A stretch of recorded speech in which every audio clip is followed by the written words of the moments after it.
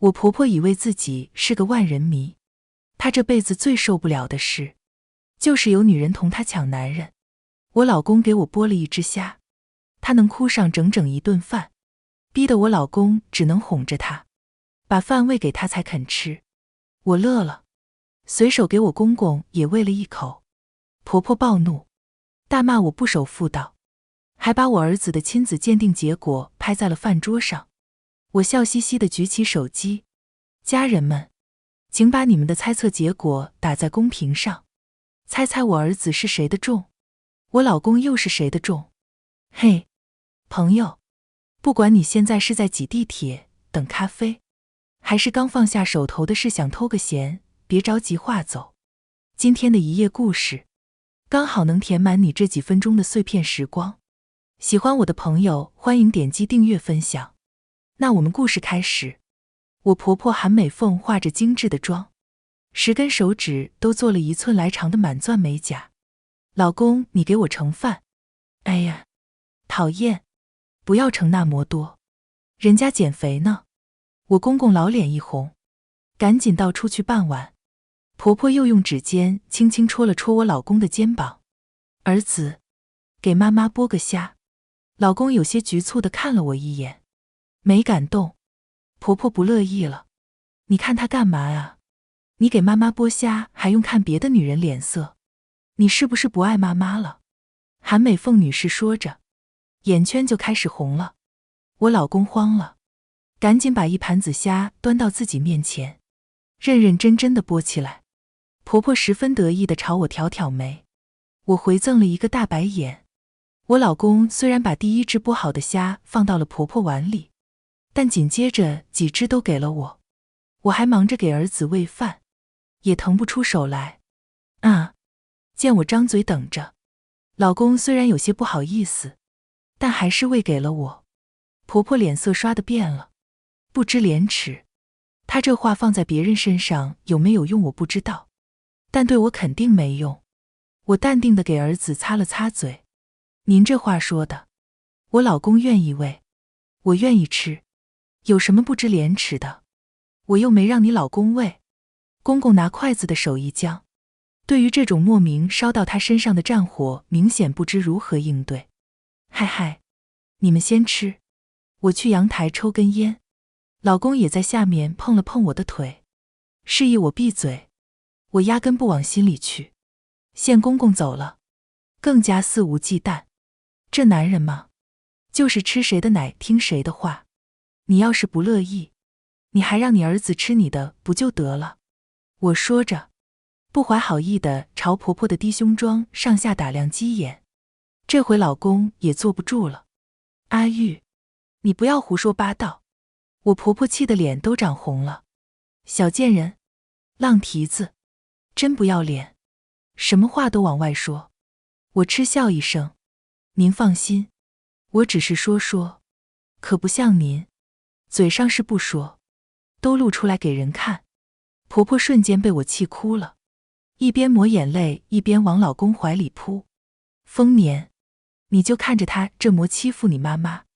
老公一边安慰着婆婆，一边给我使眼色求饶。我瞪了这个废物一眼，抱起儿子离开了餐桌。倒不是我拿绿茶婆婆没办法，实在是我舍不得她这个好素材，真把韩美凤女士逼退了。那些等着我更新的家人们怎么办？我的流量可都是真金白银，比什么男人、婆家都有用100倍。快到睡觉的时候，我特意换了一身性感的睡衣。今天婆婆在饭桌上吃了亏，不可能不来我们房间捣乱。果然，我这边刚把老公的火挑起来，那边婆婆就推门而入。老公吓得一把扯过被子盖在我们身上。妈，您怎么不敲门就进来了？婆婆瘪嘴，声音里都透着委屈。妈就是想来看看你，怕你没盖被子，你现在连妈妈都嫌弃了。老公一脸尴尬，他现在的情况也不适合起身，只能硬着头皮撵婆婆走。妈，我都几岁了，睡觉还能不盖被子？您快去休息吧。婆婆拢了拢睡衣，轻薄的面料勾勒出她凹凸有致的身材。你小时候妈妈什么没见过？有什么可遮的？你忘了？你都10岁了，还要光着身子跟妈妈睡呢。老公被婆婆的话羞得头顶都快冒烟。哎呀，妈，您快别说了，时间不早了，您赶紧回去休息。我和老公裹着一床被子，手底下一直没有放松，眼神还不停地向婆婆挑衅。婆婆急了，干脆走到我们床边坐下。我不回去，你爸把空调开得太低，我都快冻死了。你们这房间温度合适，今晚妈妈就跟你们睡了。老公顶着一张大红脸，刚想拒绝，我就先一步替他答应了。老公，就让妈在这睡吧，妈什么场面没见过，咱们来咱们的，说不定妈在旁边看着更刺激呢。今晚努力，再给爸妈生个孙子。我说着，就要扯老公的内裤，他吓得连忙用2只手攥紧，不知道的还以为我墙上民男呢。老公应对婆婆这种公主病还算有些经验，对上我这种不要脸面的泼妇实在不是对手。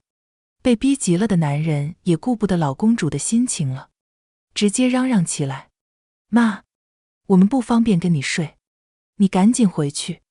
婆婆知道今晚是无论如何也留不下了，只能委委屈屈地抹着眼泪走了。房门关上的瞬间，老公也彻底萎了下来。我一脚把他踹到一边，拉过被子倒头就睡。老公看着我的背影无奈叹气，却不知这一切都是我算计好的。我其实是石丰年的第2任妻子，他和前妻还有一个女儿，现在跟着前妻生活。当年我一个黄花大闺女愿意嫁给他这个二婚男，除了他给的30万的彩礼，就是看中了他这个人好拿捏。我父母想要拿我的彩礼去给弟弟娶媳妇，我拼着撕破脸也莫让他们如愿。如今这30万我都紧紧握在自己手里，我宁可日后没有娘家，也绝不能让他们一辈子趴在我身上吸血，能连亲生爹妈都闹到老死不相往来，我又怎么可能在婆家吃亏？当初我就看得明白，以石丰年的条件，要是没点致命的短处，他前妻不会宁可净身出户也要离开他。于是在决定和他结婚之前，我提着礼物先去了他前岳父母家。和我预料的差不多，石丰年的前妻果然是个温柔和善的女人。她听了我的话，原本还有些犹豫，但经不住我一再哀求，只能实话实说。你们都已经谈婚论嫁了，我要是说他不好，坏了你们的姻缘，实在有点造孽。但是我也不能眼睁睁看着你往火坑里跳。石丰年这个人，除了耳根子软莫决断，旁的倒也没实磨，吃喝嫖赌他一样不沾，脾气也柔和，做不出家暴的事。只是他那个妈，实在是，我都有些说不出口。这么说吧，我和他结婚这么多年，感觉自己不像他媳妇，倒像是他和他妈之间的小三。听到这，我还有什么不明白的？只不过这对其他人来说算是难题，对我完全不是。说白了，石丰年的前妻是个要脸的体面人，所以她肯定不是婆婆的对手。但我可不是，婚姻对我来说意味着什么，我可太清楚了。别说什么爱不爱的，我不过是要找个条件还不错的男人过日子。我为他洗衣做饭，生儿育女，自然他的事我也要做主。石丰年前妻送我出门的时候，刚好他母亲接了外孙女放学回来，我看着小姑娘活泼的样子实在喜欢，赶紧把准备好的大红包拿了出来。前妻姐的父母也没想到我这个现任这么会办事，还挺不好意思。前妻姐犹豫再三，还是又给我提了个醒。老太太不喜欢妞妞，以前我还没离婚的时候，她到处跟人说妞妞不是石丰年亲生的，以后你们过日子，她有些话你就别往心里去，不然憋屈的也是自己。我笑着朝她点点头，行，我知道了。姐你放心吧，他也未必是我的对手。以后我会让石丰年多来看看妞妞，该给的抚养费保证1分都不会少。跟石丰年结婚1年多，我就生下了儿子。我原来以为婆婆只是重男轻女，所以才会到处诋毁石丰年的前妻和女儿，实在没想到，她连自己的亲孙子也莫放过。我推着小宝在社区里散步的时候，2个大妈热情地上来搭话：“哟，这不是美凤的儿媳妇和大孙子吗？瞧瞧这虎头虎脑的小模样，多招人喜欢。这孩子会长，这眼睛和嘴巴都像妈妈，多秀气。是，这鼻子和下巴，挺像丰年的。”我乐了：“您这话说的，丰年的儿子，不像他还能像谁？”那大妈脸上露出几分尴尬。是，另一位明显和我婆婆关系一般，咱们看着可都觉得像，还不是你婆婆，到处说小宝长得不像丰年。我挑挑眉：“是吗？他在哪儿说的？”大妈也不客气，掏出手机递到我面前：“就在我们广场舞的群里，不仅说小宝长得不像丰年，还说什么出生的日子也不对。”我一眼就看穿了大妈挑拨离间的心思，不过正合我意。大妈，咱们加个好友，回头您也把我拉进群里，我看看我婆婆背后都是怎么说我的。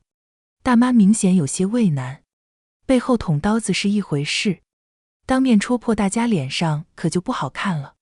我笑着给2位大妈每人发了一个微信红包：“您放心，我换个名字和头像，也不出声，看够了我就退出去。”大妈高兴了，直接把我拉进了群里。我带着儿子回到家的时候，我老公正躺在他妈腿上，听见我进来了，石丰年就想起身，婆婆一把把他按了回去：“别动，妈妈还没给你掏干净呢。”婆婆说着，还捧起我老公的脸亲了一口，然后故意俯下身子给他掏耳朵，胸部都快贴到他儿子脸上了。我无视他的挑衅：“对了妈，我刚刚在楼下看见物业的刘经理了，他说你又到了不少快递，要不让丰年去帮你取一下？”婆婆掏耳朵的手一读，拍了拍我老公让他起身：“不用了，丰年笨手笨脚的，别再把我的东西摔了，我自己去取，你们不用管。”石丰年起身自己整理了一下衣服，一脸纳闷：“您又买啥了？我还至于给摔了？我去取得了。”婆婆不乐意了，扭着腰回了自己房间：“我自己去，就当散步了。”我嗤笑一声，指使石丰年去给儿子换尿布，自己则坐在客厅等着看戏。果然，没一会儿婆婆就出来了。她不仅换了一件紧身包臀连衣裙，甚至还补了粉，涂了口红。我眼见着她踩上恨天高，暴毙冷笑：“哟，妈您打扮得这么好看，难怪邻居都说咱们不像婆媳，像姐妹呢。”婆婆瞥了我一眼，被我难得的奉承取悦了。切，像姐妹她们也肯定觉得我才是妹妹。看着婆婆打扮妖娆的出门，我赶紧掏出手机拍了一张她的背影。今晚的段子又不缺素材了。婆婆回来的时候是拖着物业的小推车回来的，东西确实没少买，只是脸色不太好。石丰年不明所以：“咋了？快递丢了？”婆婆没好气的让公公帮她拆快递。物业什么时候新来个女经理？我怎么不知道？石丰年想了一会儿：“啊，是新来了一个，个子挺高的那个，是吧？他得罪你了？不能吧，那经理人挺好的，我前天还看见他帮赵大妈提东西呢。”婆婆不耐烦地坐到一边，妖里妖气的，一看就不是什么正经人，谁知道怎么爬上来的。石丰年听不下去了：“妈，您看您说的，人家只是物业经理，有什么爬不爬的？”公公也在一边帮腔：“是，我看那孩子人挺好的，见谁都是笑模样。你们竟然帮着别的女人欺负我！婆婆撒娇般的把抱枕摔到地上，然后就开始哭。公公有些难堪，放下手里拆到一半的快递就过来给婆婆道歉。老公更是赶紧坐到他妈身边轻声哄着。婆婆被2个男人夹在中间，含嗔带怨的挨个掐了一下。以后你们不许在我面前提起别的女人。公公耳根通红，孩子们都在呢。好，我知道了，以后绝对不提。老公也顺着他爸的话点头，不提。婆婆抬起头，朝我扬了扬嘴角。我都头一盆冷水泼过去。提丰年前妻行吗？提妞妞呢？婆婆怒了，指着我就要开骂。我一把举起手机对着她，骂吧，骂完了我发个朋友圈，让大家也看看仙女的真面目。婆婆表情一僵，又扑到老公怀里哭了起来。眼看我老公又要求我忍让，我决定先发制人。对了，妈，我今天在社区里听说您到处说小宝不是丰年的儿子，那您倒是说说，小宝是谁的儿子啊？您可真新鲜，我只听说过家丑不可外扬，还是第一次见莫丑硬阳的。婆婆被我逼问得涨红了脸。你胡说，我没说过。我白了她一眼，说就说了，我也不在乎，反正戴绿帽子的是你儿子，又不是我儿子。对了，我提醒你，以后再造谣手里最好有证据。亲子鉴定懂吗？只要能证明小宝和丰年没有关系，我立马带着儿子滚蛋。说完，我不顾公公的道歉和老公的挽留，抱着儿子回了房间。只是我们都没有注意到，婆婆的眼神在听到我的话之后明显亮了一下，把婆婆今天的所作所为编成段子放在网上。果然很快就等来了网友的留言，博主终于更新了，等得好辛苦，精彩，太精彩。跟博主的婆婆一比，我婆婆简直是小学生，老太太真有意思，一把年纪了还搞雌竞，好可怕，一辈子都想活在男人的追捧当中，又媚男又厌女，博主居然还能忍。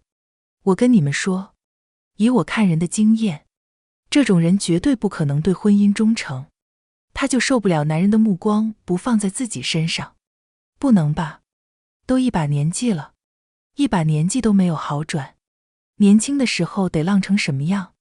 你没看见他连自己儿子都不放过吗？博主，温馨提示，你婆婆肯定会偷你儿子的 DNA 去做亲子鉴定的，她这种人，自己脏看谁都不干净。来，兄弟姐妹们赌一把，看看做妖婆婆什么时候会用亲子鉴定来挑拨儿子离婚。可博主又没有出轨，他怎么挑拨？还能造假？那不纯有病吗？我也觉得不可能。好好的家拆了，对他有什么好处？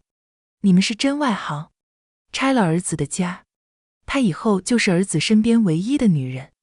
哦，你说的我生理性不适了。我也。看着网友们的提醒，我还真觉得婆婆能干出这种事。之后的几天，我有事没事就在婆婆面前提到亲子鉴定的新闻，她每次听到都追问几句，生怕自己对流程理解的不够清晰。公公和老公听了都是一笑而过，只有婆婆从来不忘点评几句，不是说现在的女人不知廉耻，只会背着老公勾引男人，就是说现在的男人傻，连睡在自己身边的是人是鬼都分不清楚。终于有一天，我看见婆婆打着带小宝出门晒太阳喂油，把我儿子推到外面，偷偷拔了他几根头发。我乐了，这老公主还真想证明我给石丰年戴绿帽子啊！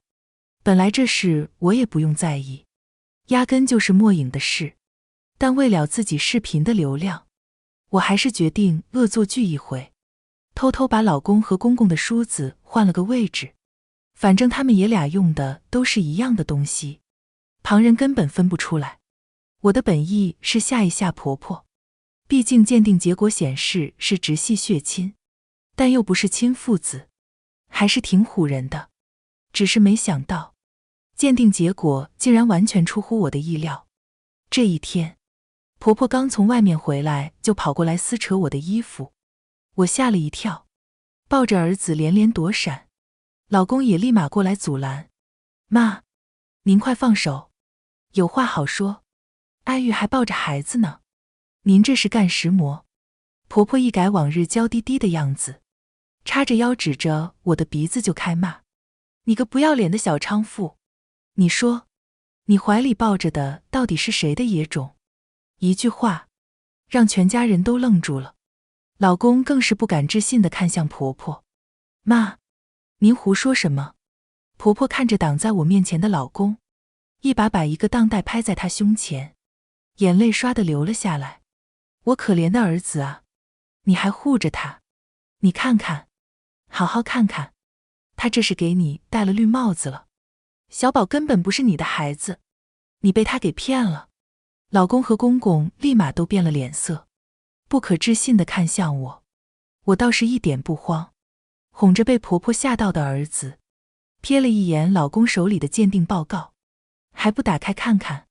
你妈处心积虑地想要证明我出轨，也不知道安的什么心。”老公对我还是很信任的，他犹豫片刻，还是打开了手中的报告。我对结果心知肚明，是不是写着是直系亲属，但不是父子？我跟你说，那是我。不是。老公的声音听起来都在发抖。我愣了。什么？老公变了脸色，把手里的报告举到我眼前。报告里说，没有直系血缘关系。我脸色骤变，电光石火之间，突然想到了一种可怕的结果。婆婆见老公愣在那里不肯对我动手，更生气了：“儿子，你还愣着干什么？还不给我狠狠地揍他！不知廉耻的东西！我们全家有什么对不起你？你竟然背着我们偷汉子！我要把你的事发到社区群里，让所有人都看看你的嘴脸，知道你的丑事！”眼见婆婆还在骂骂咧咧，公公赶紧出来打圆场：“不会不会，阿玉是什么人咱们都知道，这是不是有什么误会？”婆婆使劲推了公公一把：“都什么时候了，你还护着他？你是不是也看上这小妖精了？”这话说得太难听了。公公也忍不住发了脾气：“你不要无理取闹，你先说清楚，这鉴定结果是哪来的？”婆婆自觉有理，得意洋洋地把偷小宝和老公头发的事说了。见我脸色不好，婆婆更加得意：“你还有什么说的？赶紧滚，带着这个野种滚出我的家！”老公看向我的眼神也终于出现了一丝动摇：“阿玉，你……”我气得狠狠踹了他一脚：“你个屁！我跟没跟别人睡过你不知道。”婆婆看见我踹老公，冲上来就要跟我拼命：“你个不守妇道的贱人，还敢动我儿子！”我抱着孩子躲开他，嘴里也不饶人：“我是贱人，我看你才是最大的贱人！一把年纪了，不好好过日子，天天盼着有女人给自己儿子戴绿帽子。你儿子当王八对你有什么好处？你还能跟着长寿不成？以前就到处造谣妞妞妈妈，现在轮到我了。我不守妇道，你看看咱俩穿的谁像是不守妇道的样子？黄土都埋半截的身子了，还恨不能光着出去，上面露胸下面露腿，在公园里靠着树站一会儿，怕不是就有人来询价了吧？带我儿子出去还不让小宝叫奶奶，真有意思！不叫奶奶叫你大姐怎么样？你要是觉得奶奶的辈分耽误你勾引男人，以后你管我叫妈，反正你一天天也没个当妈的样，恨不得全世界的男的都围着你转。婆婆之前单方面欺负妞妞妈妈，从来就没有落过下风。她虽然知道我不是省油的灯，但也是第一次直面我的战斗力。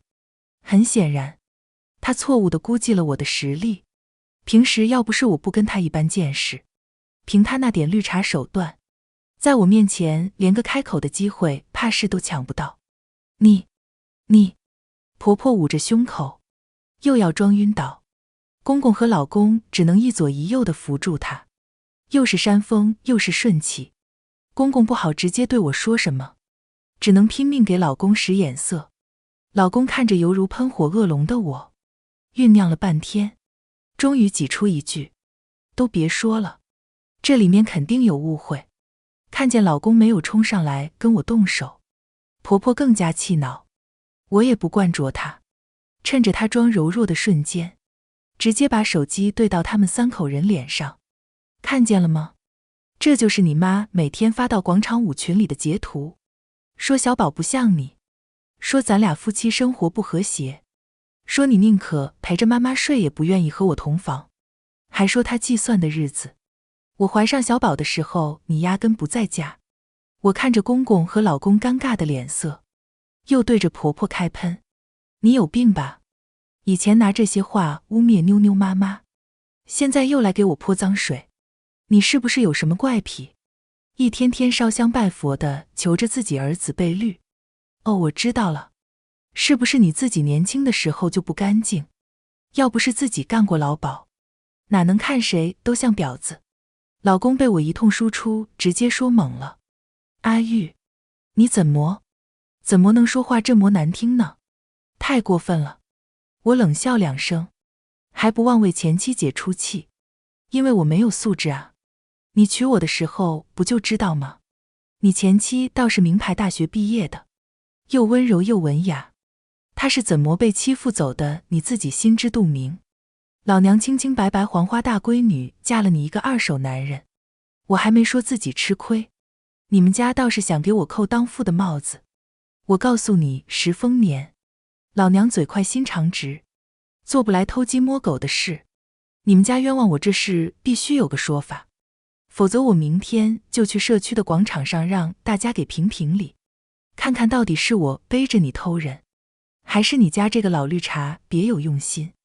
我劈头盖脸的把婆婆和老公都骂了一通，转身就抱着孩子回了自己房间。婆家人被我的战斗力唬住了，一时静默想出应对的办法。公公和老公这些年能被婆婆这个老绿茶轻易拿捏，就知道他们也不是什么脑子清醒的人。我原本是想着给婆婆留些脸面的，没想到她给脸不要脸，竟然还想把我和儿子都赶出这个家，那就怪不得我赶尽杀绝。我之所以今天闹这么大，也是觉得时候差不多了。我和石丰年结婚3年了，婆婆的手段我基本都已经见识过，继续拖下去没有意义，只会让她觉得我和前妻姐一样软弱可欺，拿老绿茶起号博流量也就算了，真让我天长日久地对着她，我也受不了。现在婆婆都把把柄送到我手里了，我要是抓不住，都对不起我那些粉丝的支持和关注。我看着虽然是气势汹汹地回了房间，但其实转头就把故事的最新进展更新到了网上。不出意外，我获得了超高的浏览量。看着老绿茶给我带来的流量足以换3线城市一套小户型，我满意的笑了，把悬念挂网上。这个故事也该迎来真正的高潮了。等把孩子哄睡了，我便打开房门走了出去。果然，公公和老公还在哄那个老绿茶，她靠在老公肩膀上抽抽噎噎地抹着眼泪，公公则给她扇着风。见我出来了，他又来劲了，我冷笑着白了他一眼，随手捡起那份掉落在地的亲子鉴定结果。这份结果肯定有问题，我儿子的头发是你偷偷拔的，但我老公的头发却是你从梳子上随便扯的。你要真想知道真相，咱们就全家人都去做个亲子鉴定。婆婆怒了，你这话是什么意思？我儿子璇能不是我亲生的不成？我懒得跟他掰扯这些，那我不管，要么全家一起去做，要么今天这事就当没有发生，反正我是不认这个结果的。以后你们家也别想拿这个说事，要是再让我听到一句你造谣我儿子身世的话，我就干脆撕破脸。你说我儿子不是我老公的，我就说我儿子是你老公的，你一个亲妈总往儿子床上爬，我没处睡觉，跟公公挤挤也是人之常情。我公公脸都黑了，难得出声训了我2句。住口！阿玉，你都是当妈的人了，不要胡说八道。我对老爷子没啥意见，也不跟他顶嘴。爸，你也看到了，不是我先挑事的。我跟丰年结婚3年，别说跟哪个男人有染了，连说超过3句话的都不多。我一家庭主妇，除了老公就是孩子，我有没有机会偷人，全家人都清楚。可就这婆婆还把脏水往我头上泼，这不是欺负人吗？公公看了看婆婆和老公，又看了我一眼，一咬牙，明天咱们全家人都去做。婆婆恼了，声音都拔高了不少。凭什么？是她不守妇道。公公按下她的手，别说了，这是你也不占理。那小宝长得跟丰年小时候一模一样，你说说你干石磨非得没事找事，现在儿媳妇要个说法，你总不能不明不白的毁人家名声吧？再说这事不查明白，他们小2口心里也难免有疙瘩。你那头发测的也不准，我听说抽血准没错，明天咱们全家都去抽血。婆婆认准了是我红杏出墙，压根没想到其他可能性。眼见公公拍板，他虽然生气，但也没有别的办法。第2天，我们全家5口一起出现在了鉴定机构。人家医生看我们的眼神都不对，给我们抽血的护士犹豫了半天，才小心翼翼地问了一句：你们这是怀疑孩子抱错了？我灿然一笑，刚想解释，老公就一把握住我的手，对护士点点头，是。查查就放心了。我甩开他的手，翻了个大白眼。你也知道这是不光彩。老公只能苦笑。等待鉴定结果的日子，全家除了我都没有好脸色。公公和老公是确实心里忐忑，而婆婆则是看不上我胸有成竹的劲儿。我俩的矛盾从结婚开始，积累到此时也算达到了顶峰。我对可能出现的结果有自己的猜测，为了给婆婆致命一击，也在背后默默做着准备。终于，鉴定结果被寄来了家里，看着老公拆报告的手都在抖，我只觉得可笑。是亲父子。爸妈，我和小宝是亲父子，你们看，这里写了。公公如释重负，我就说之前是误会吧，幸亏重新做了一遍，之前肯定是你妈拿错头发了。婆婆的脸色在公公和老公的庆祝中终于开始变得难看，很显然，她也猜到了最可怕的结果。为了不露出破绽，她只能假装也很高兴。那就好，那就好，小宝是我的宝贝孙子，我也是怕他出岔子。既然是一场误会，那这事就算了。阿玉啊，妈给你赔个不是，都是妈误会了。咱们今晚就不在家吃了吧，我请客，咱们出去下馆子。老公乐呵呵的刚想答应，就被我出言阻止了。不急，这么多份报告呢，不都看看？婆婆的笑容挂不住了，还有什么好看的？都是一家人，以后这事谁也不许再提了。婆婆说着就要去拿装着报告的当袋，没想到被我一把抢了先。我晃了晃手里的袋子，那可不行，这事还不算完呢。你们想想，妈之前拿去验证的头发是从咱家的梳子上摘的，就算小宝的身世没问题，说不定丰年是报错的呢。对于老公的身世，全家人从来就没有产生过任何怀疑，但眼看我不依不饶，他们也只能妥协。老公笑着抢走我手里的当袋，看就看，我还能报错？我是妈在家里生的，我跟你说，当年我出来得急，根本来不及去医院，我是我奶奶亲手接生的，不能拆。婆婆尖锐的嗓音打断了老公的动作，也吸引了全家人的目光。公公的脸色越来越冷，老公也收起了笑容。我挑眉看向她，怎么了？您这是心虚了？我儿子没问题。你儿子有问题了？婆婆看我的眼神仿佛淬了毒。你胡说。我耸耸肩，那有什么不能拆的？老公迟疑着去拿小宝和公公的那份检测报告，婆婆扑上去就打算抢，不过她没想到我早有准备，一把将她推倒在沙发上。拆！我今天就要看看谁才是这个家里不守妇道的女人。婆婆此时也顾不得那份做作的体面了，尖叫着辱骂我。老公拿着报告的手都在发抖，惊疑不定地看向公公。公公的脸色黑了又黑，这次终于没有护着婆婆。拆！老公深吸一口气，打开了鉴定结果。不出意外，公公和小宝没有血缘关系，并非直系血亲。我儿子是我老公亲生的，但却和我公公没有血缘关系。那问题出在哪里？已经显而易见了。婆婆反应还是快，抱着公公的大腿就开始哭。都怪你，都怪你！当初要不是你总出差，我也不至于被人欺负了。我一个人受了天大的委屈，也不敢告诉你，就是怕你去跟人拼命。当初你说过要保护我的，结果我受苦的时候你又不在。我不活了。年轻的时候为了你忍辱负重，老了还要被儿媳妇欺负。公公的眼中明显闪过一丝愧色，觉得这一切都是自己的错。老公也没想到事情是这个走向，但看着泣不成声的婆婆，也觉得她肯定是受害者。妈，您别哭了，都怪我，是我让您受苦了。婆婆松开抱着公公的手，又娇嗔地捶了老公几下。